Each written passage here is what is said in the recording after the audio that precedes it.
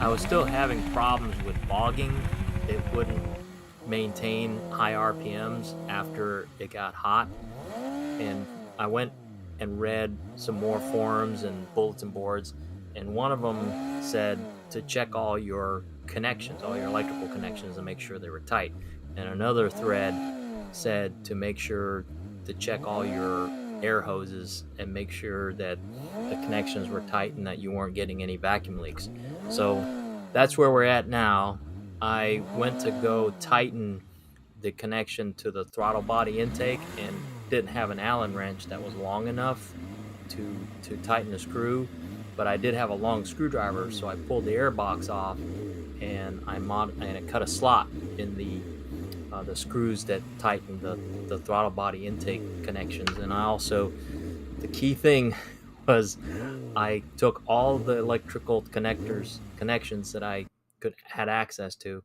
I sprayed them all down with electrical cleaner that you can get from any hardware store, and then I blew all the connections out to dry them out with a compressed air and plugged everything back in and make sure everything was tight. And that's where we pick up.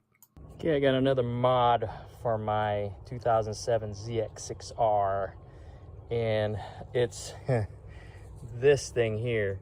This is the clamp, the two clamps that help clamp down on the throttle body. This is the top of the throttle body, and you need like a 3mm hex key Allen wrench to stick through this hole to go in here to tighten it, and it tightens two of them up at the same time. The problem is you need to have like a T-handle that can get in there, and this is pretty well rounded out. So if it's nice and tight and you get in there and you're trying to get the air box off and this is rounded off, you're just gonna have to yank it out.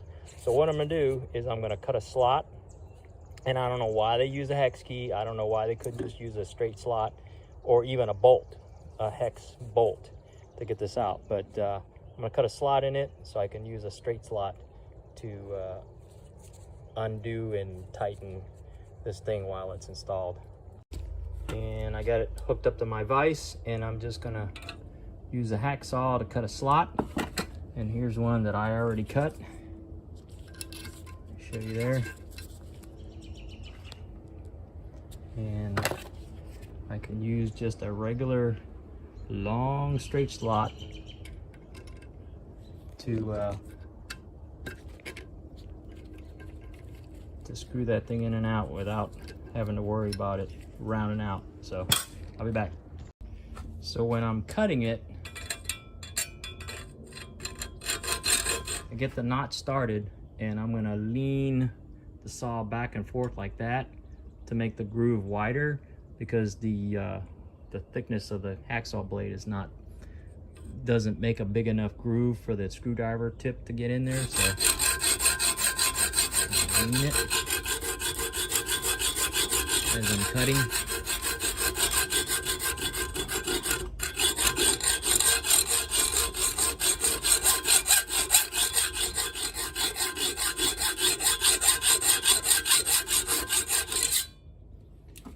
And so you get the point.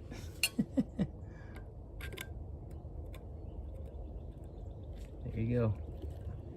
Just enough to get it in there. I'm going to cut it a little deeper. Another pro tip, I just take a little smear of the Vaseline and I smear it around the opening, so when I go to slip them over the throttle body mouth, they won't bind and kink. And just enough to kind of dampen it. Really, you don't need a whole gob of it, but this has definitely helped me cure frustration of having to just wiggle and reposition to get these things back on. And you can do that with anything. You can do that with vacuum tubes to help seat the tubes You don't need a whole lot, just a little smear. All right, but that's it. When I put it in, I'll show you with the screwdriver and how it works. The air box is nice and seated. That little tab there, that metal tab, the rubber part sitting on, that means it's nice and seated. All of them are seated. So now, just get my screwdriver. I go in here, get my light.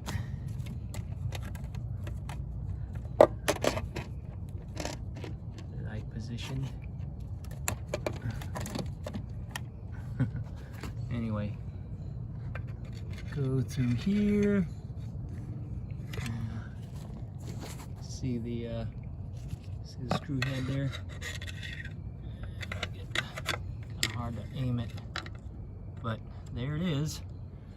And I can just use my long screwdriver instead of having to get a long T-handle. Allen key or hex key.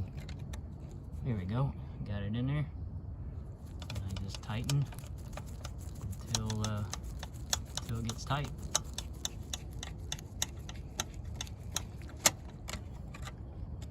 And that's it. There's your bows. Later. Okay, I hope this solved it. I took the plugs off the ECU and I sprayed them down with electronics cleaner, and I sprayed the ends on the ECU electronic cleaner, and I sprayed the connectors with electronic cleaner. Let them set for 20-30 minutes and blew everything out with air. Plugged it back in. And I also, the other thing was I took the cap off the fuel pump assembly. And I'll show you a picture of it. And I put it in a ultrasonic cleaner, and I just ran it through the ultrasonic cleaner. I didn't see anything come out, but you know, a little bit of residue did come out, and then I blew it with air, and so now she runs great for now. Let's see if it holds up. Oh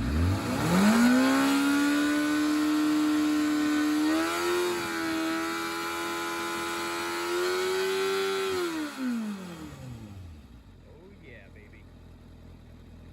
I hope it holds. If it doesn't, I'll come back with another video. All right. I think it's solved with cleaning it with electronics cleaner, so let's take it a little bit quicker and see how it holds up, and then if it holds up, we'll go on the highway. So here we go.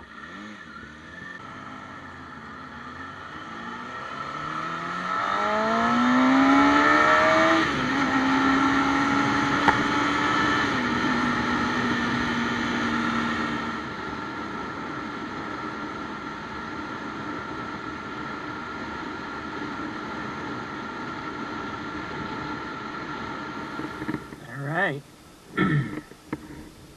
she did good. Now I just have to do a little cosmetic work, clean it up, change the oil. Look at that.